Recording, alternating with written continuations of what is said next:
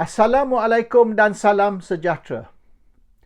Sekiranya kita kaji kenyataan Perdana Menteri Anwar Ibrahim, Menteri Dalam Negeri Saifuddin Nasution Ismail dan Ketua Penerangan UMNO Azalina Osman Said, nampak sangat yang mereka tidak ada formula cara mana nak menyelesaikan isu kalimah Allah. Apa yang mereka kata setakat ini hanya menepis isu ini dan nak cuba delay keputusan dengan harapan yang perkara ini, isu kalimah Allah ini akan dengan sendiri disappear, will go away by itself. Mari kita kaji kenyataan Ketua Penerangan UMNO Azalina. Saya baca ya. Isu penggunaan kalimah Allah hendaklah dikendalikan dengan penuh cermat kerana ia melibatkan sensitif agama, kebebasan beragama dan keharmonian antara rakyat berbilang kaum di Malaysia. Apa maksud itu? Azalina bagi tahu water is wet. Kita tahulah air itu basah. But what does that statement mean? Dalam hal ini, penelitian yang lebih mendalam diperlukan untuk menangani isu ini secara adil dan saksama kepada semua pihak yang terlibat. Okey. So kerajaan nak mencapai keadilan secara adil dan saksama. Equality and justice. Cara mana? Macam mana you nak ada equality dan justice apabila dua agama iaitu Islam dan Christianity atau agama Kristian berbeza pendapat? Satu agama percaya macam ni, satu agama percaya macam ni. How are you going to find the middle road? Maksud dia ni kita cari jalan tengah. How? Satu agama percaya Nabi Muhammad, satu agama percaya iaitu Nabi Isa ialah anak Tuhan.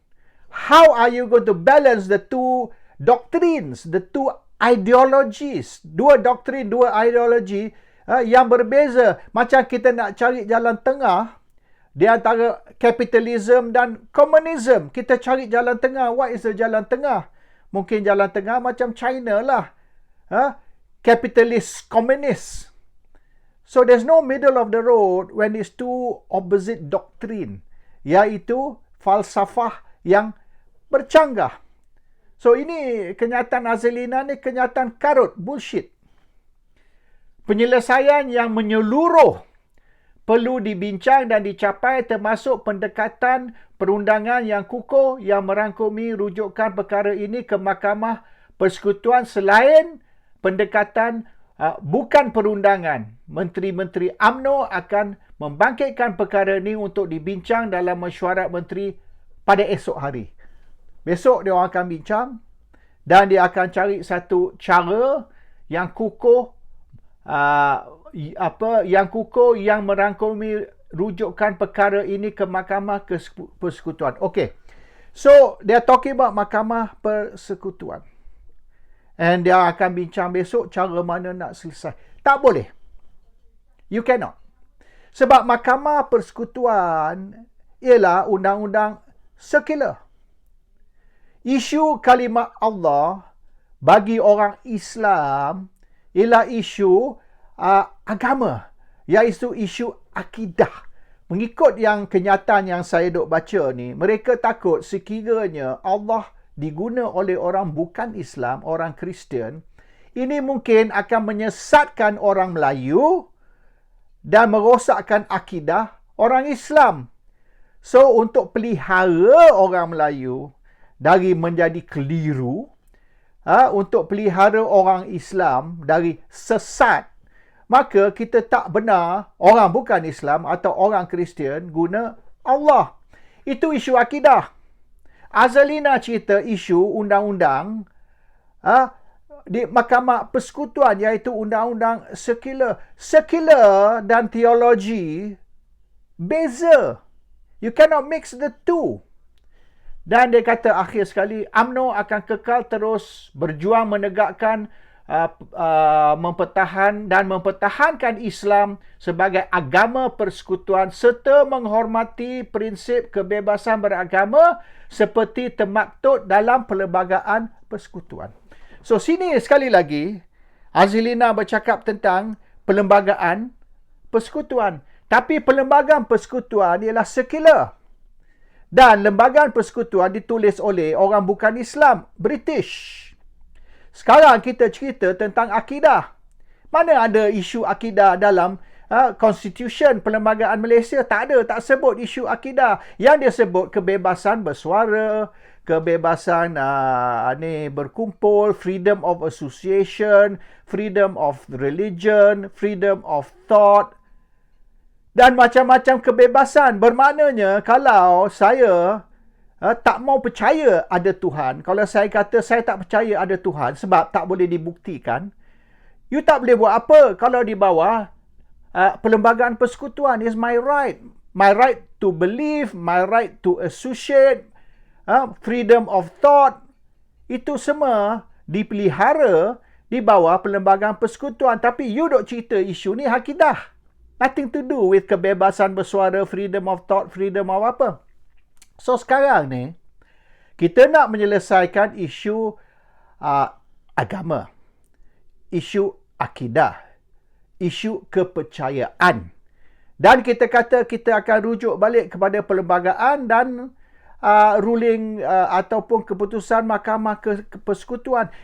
How do you solve an issue of religion in a secular court? Kalau sekiralah, saya ambil contoh, kalau saya tidak berpuasa, awak tangkap saya, awak charge saya sebab tidak berpuasa, saya makan tengah hari, lunch saya makan, saya ditangkap oleh pejabat agama kerana waktu puasa saya makan. Mahkamah mana awak bawa saya sekarang ni? Mahkamah Syariah ke Mahkamah Persekutuan? Atau Mahkamah Sekular? Sekarang ni saya kata, kalau ikut Undang-Undang Malaysia, kalau ikut Perlembagaan Malaysia, saya tak boleh dipaksa berpuasa. Saya tak boleh dipaksa juga mempercaya Tuhan.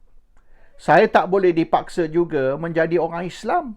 Walaupun saya mungkin lahir di dalam keluarga Islam, mak bapak saya Islam, tapi saya tak percaya agama, saya tak percaya Tuhan. Jadi saya nak buat apa, saya boleh buat. Kalau saya nak duduk bersama seorang perempuan yang bukan isteri saya, itu hak kebebasan saya.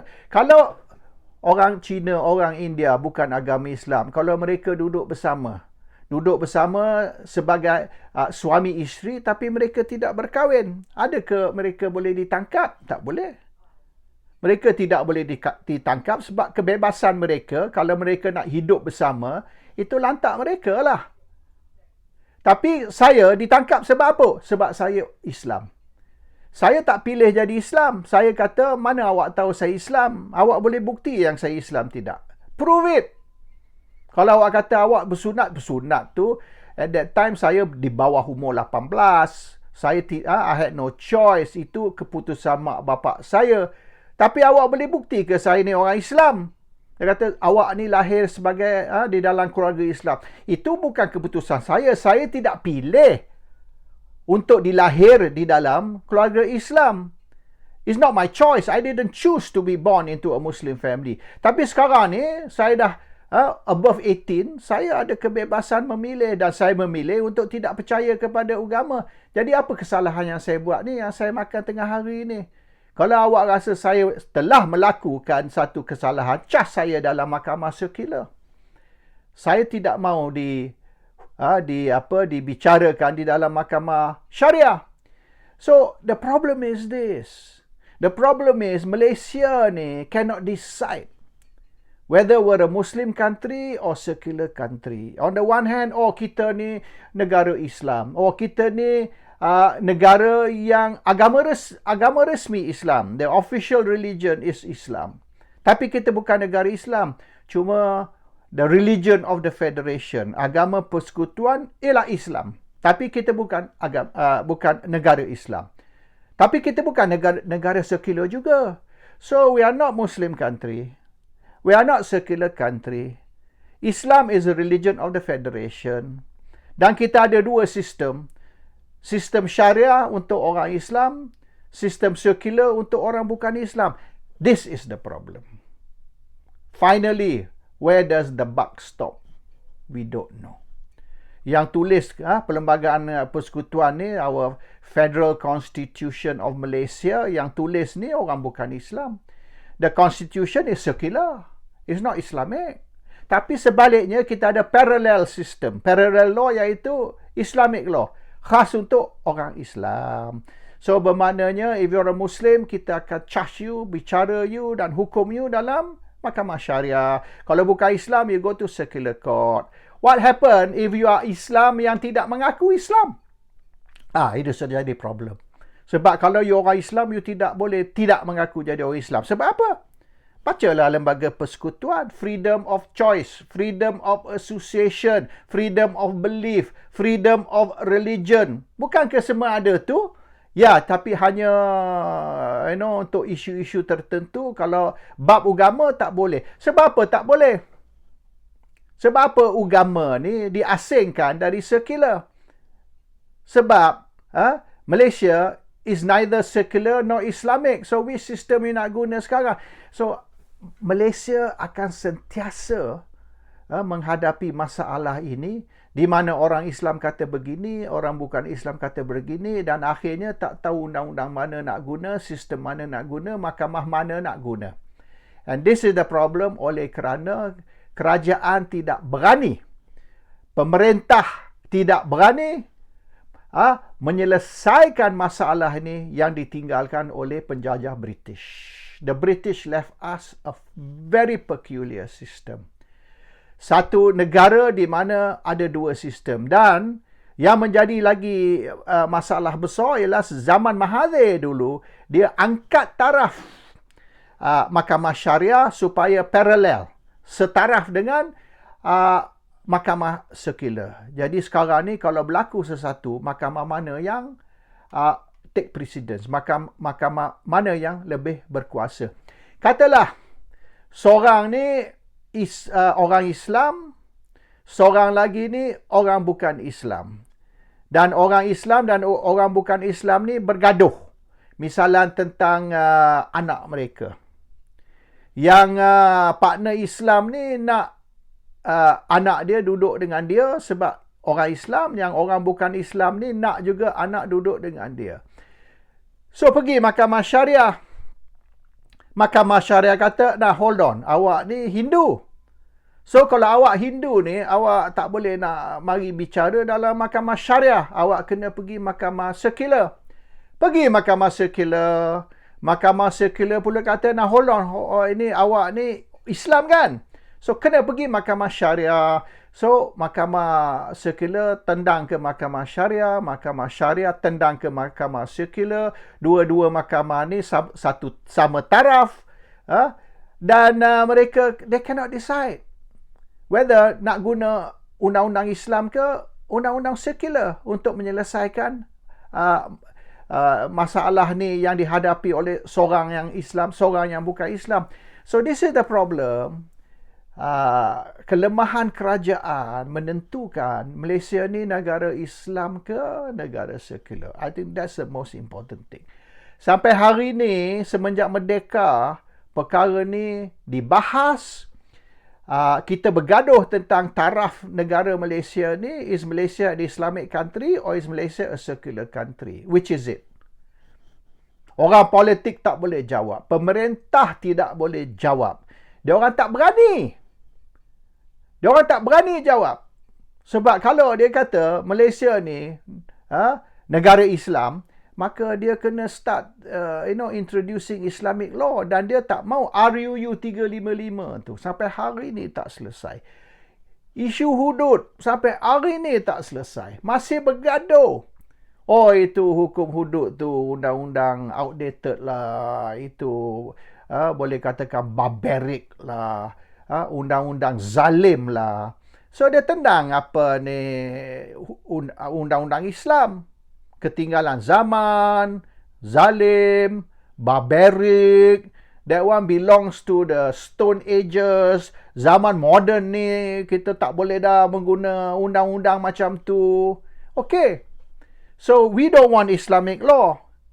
Baik syariah ke, baik hudud ke, baik apa, kerana undang-undang tu old fashion, not modern. Undang-undang tu tak boleh pakai di zaman moden ini. Okay, fine. So, isu Allah ni. Sebab apa kita masih bergaduh? Bukankah isu Allah ni dari zaman yang di mana mereka ada ni hukum hudud?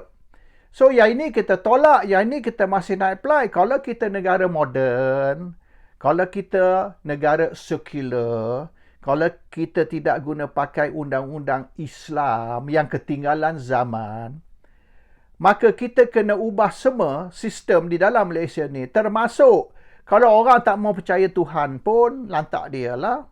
Kalau orang ni nak guna kalimah Allah lah, lantak dia. Government tak boleh masuk campur di dalam kepercayaan masing-masing, kepercayaan rakyat. Dia nak percaya, dia tak mau percaya, apa dia nak buat, itu lantak dia. Macam di England ni. Walaupun dia orang ni dianggap sebagai negara Kristian, tapi is negara sekular. Dan you nak buat apa, bebaslah. Tapi kalau kita tak mau beri kebebasan, sampai kebebasan seks lah, kebebasan untuk ni gay lifestyle, kita nak kontrol pemikiran rakyat, apa rakyat boleh buat, tak boleh buat, apa rakyat boleh cakap, tak boleh cakap, rakyat tidak bebas untuk buat sesuka mereka, kita kena patuh kepada ajaran Islam, kita kena patuh kepada Quran, kita kena patuh kepada apa yang mufti bagi tahu. Maka kita kena declare yang Malaysia ni bukan negara sekular. Malaysia ni negara Islam. Dan peraturan Islam, undang-undang Islam will apply di dalam kita punya daily life. So, our problem is now, until and unless kerajaan ni berani untuk declare yang Malaysia ni, negara ini atau negara itu, either we're a Muslim country or we're a secular country, until kita berani nak jawab soalan tu, dan jangan kata Malaysia ni is not secular, is not Islamic also. Kita bukan negara Islam, kita bukan negara sekular. So, kita negara apa? Dan sekira orang Kristian nak guna kalimah Allah, sebab apa tak boleh? Dan kalau orang Islam nak keluar dari Islam, nak masuk jadi agama Hindu atau Buddhis, sebab apa tak boleh? Sebab we are not a Muslim country, you cannot force any Muslim rules or laws on me. So, saya tak nampak isu kalimah Allah ni boleh diselesaikan, dan kalau kita kajilah kenyataan Anwar, Saifuddin dan Azlina yang saya baca tadi, apa yang dia orang semua cakap ngarut. What they say means nothing. Bullshit. Cuma gambaran yang kita dapat dari kenyataan mereka is they have no idea how to solve this issue of kalimah Allah. Assalamualaikum. Salam sejahtera.